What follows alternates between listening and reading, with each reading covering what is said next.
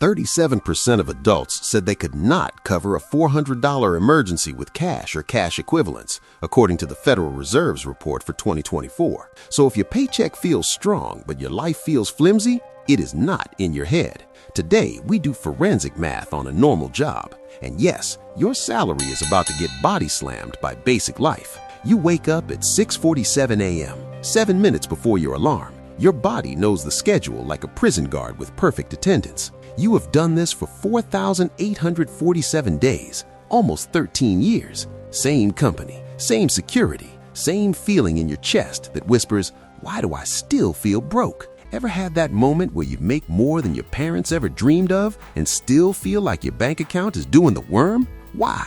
Because your salary is not one number. It's a pile of tiny leaks with a fancy job title taped on top. Now it's time to go off school and pull the receipts. Meet Sarah. She's 34. She makes $85,000 a year. On paper, that is doing well. Sarah gets paid every 2 weeks. That is $3,216 before taxes. After taxes, it's $2,458. Now the system does something sneaky. It does not hand her a big pile of cash and say, "Good luck."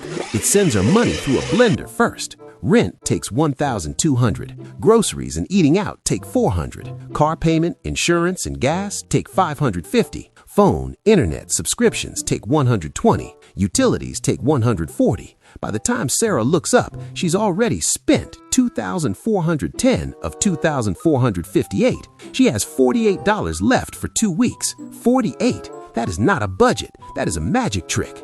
And the weird part is Sarah does not feel poor. She has a car. She has a place to live. She looks successful. That's the setup. It gives you comfort, then steals your margin. Your brain experiences little payments, not one big loss. So you never feel the punch. You just feel tired. Ask yourself this. If Sarah makes good money, why does her money leave faster than a group chat after someone says, "Can I call you real quick?" Now let's talk about the second squeeze. Lifestyle inflation. You get a job at $60,000. You upgrade the apartment.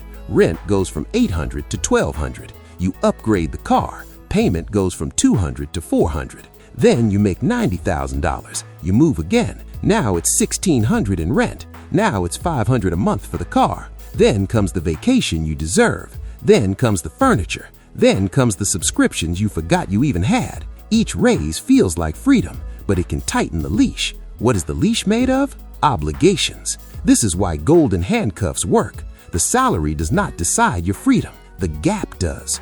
A person making $500,000 can be just as trapped as someone making $50,000 if they spend like the money is on a timer. And it is, because it comes every 2 weeks, then disappears every day. Ever notice how a raise can feel like relief for exactly 2 paychecks? Then life shows up like, "Nice raise, I brought a dentist bill." Let me tell you about David. Tech job, 6 figures, still stressed. He thought about quitting. His stomach dropped. Not because he loved the job, because he had committed to a house around $400,000, 2 car payments, and kids in private school. Then his company offered a promotion, a $20,000 raise. He felt like he won. Then life happened. Costs went up. Something broke. Someone needed braces. The stress stayed the same. That's the ugly truth. Many people don't use raises to buy freedom. They use raises to buy bigger monthly payments. Now we switch angles, because the squeeze is not just what you buy, it's also what your job costs you. Picture a Friday at 5:30 p.m. Your brain is cooked. Cooking dinner sounds like climbing a mountain in dress shoes. So you open a delivery app, you order food. It costs $45 after tip and fees. You get home, you numb out. You tell yourself, "I earned this." Did you earn it? Or did your job sell you the stress, then sell you the cure? Now we do the real hourly wage audit. Companies go broke when they look at revenue and ignore expenses. People do the same thing. They look at salary and ignore the cost of being employed. Let's call our worker James. James makes $65,000 a year. That sounds like about $31 an hour. Then taxes take a bite. Then payroll taxes take a bite. Then reality takes a full chop. Now add the work costs, commute, gas, car maintenance, insurance, or the train pass. The U.S. Census reported the mean one-way commute time in 2024 as 27.2 minutes. That's almost an hour a day just getting to the place that pays you for being there. Now add appearance costs, work clothes, shoes, dry cleaning, haircuts that say, "I'm employed." Then comes the convenience tax, the lunch you buy because you didn't meal prep, the $5 coffee because your soul left your body during the 2 p.m. meeting, the delivery because you get home too drained to think, the dog walker because you're not there. Then comes the darkest category, decompression spending, the bar tab, the treat yourself shopping, the mini vacation you book because you need to breathe, therapy bills, anything that helps you forget you're running on fumes. Sound dramatic? Cool. Now do the math anyway. And we still are not done, because wage is money divided by time.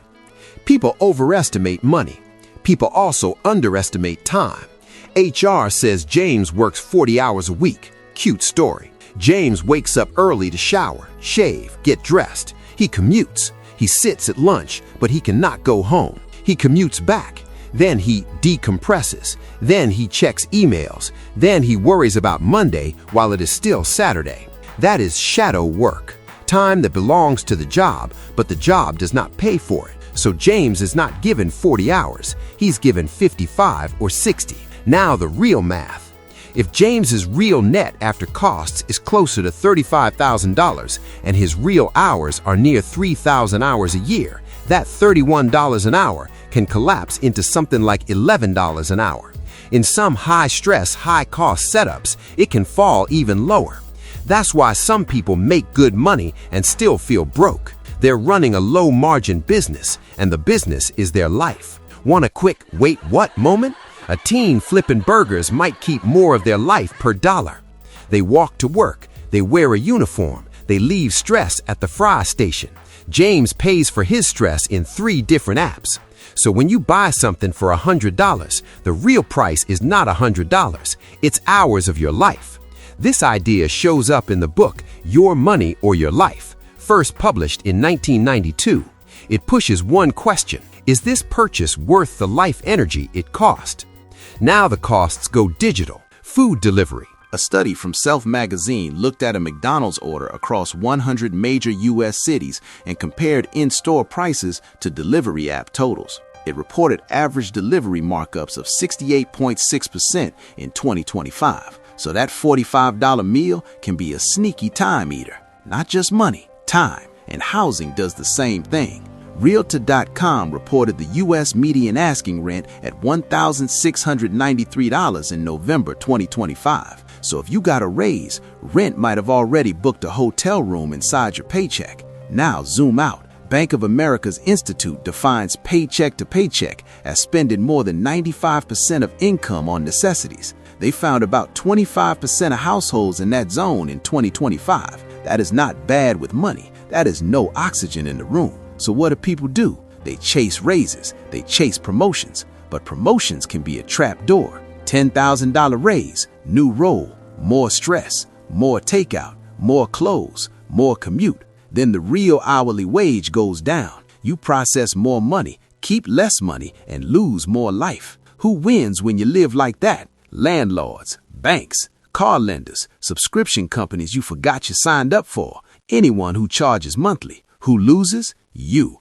because you become a predictable revenue stream. So let's flip the script. How do you break it? First, stop confusing income with wealth. Income is what comes in. Wealth is what stays. If it does not stay, it is not wealth. It's just money passing through like a tourist. Second, attack the gap. Your freedom lives in the gap between income and expenses, not in your job title, not in your email signature, in the gap. Third, cut the work costs, not your joy, your work costs. Can you work from home 2 days a week? That can cut commute time and commute spending without your boss paying one extra dime. Can you meal prep once a week? Can you stop buying work uniforms that exist to impress people who forget your name when you resign? Can you audit your decompression spending and ask, am I paying to recover from my job? Quick glove touch to the algorithm. Tap like, then get back in the ring. Now the biggest shift. Treat your labor like a business. A smart business owner does not only chase revenue,